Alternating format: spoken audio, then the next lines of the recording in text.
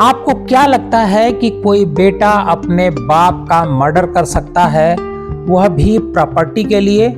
आप सोचकर हैरान रह जाएंगे। आपका जवाब होगा नहीं, लेकिन यह सही नहीं होगा। वाराणसी में पिता को 2 बेटों ने मार डाला।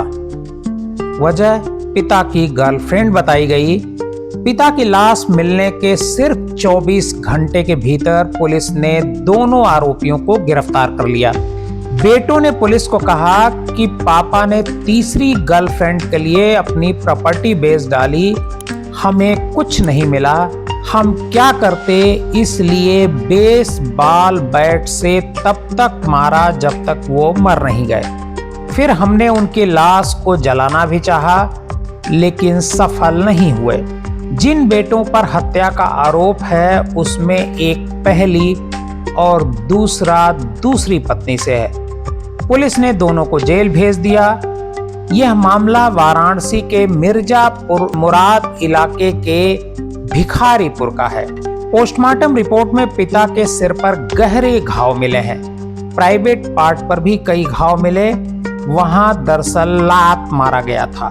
पूरे शरीर पर करीब 17 चोट के निशान हैं।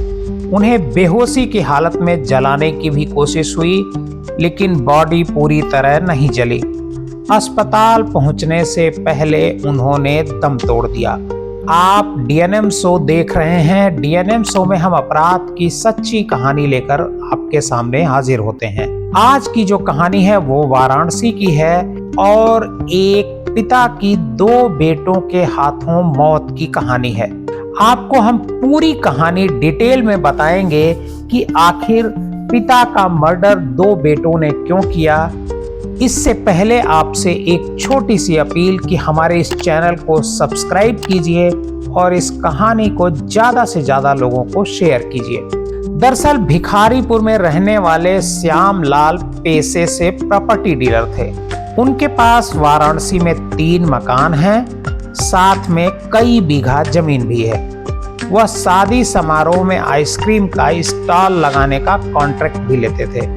उन्होंने 2 शादियां की थी। पहली शादी 35 साल पहले अमरावती देवी से हुई थी।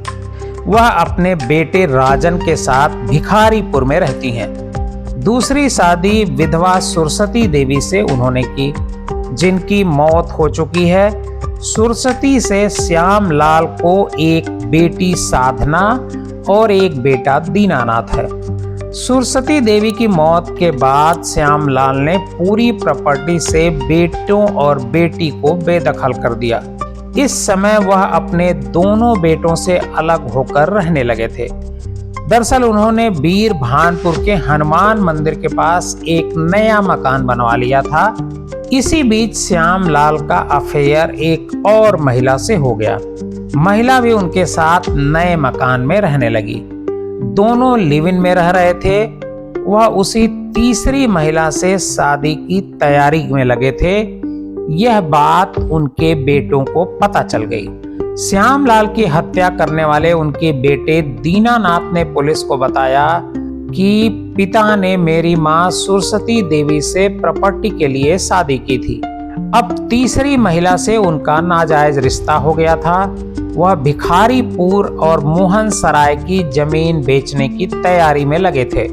श्याम लाल ने 15 नवंबर को 10 बीघा जमीन बेचने का एडवांस ले लिया था।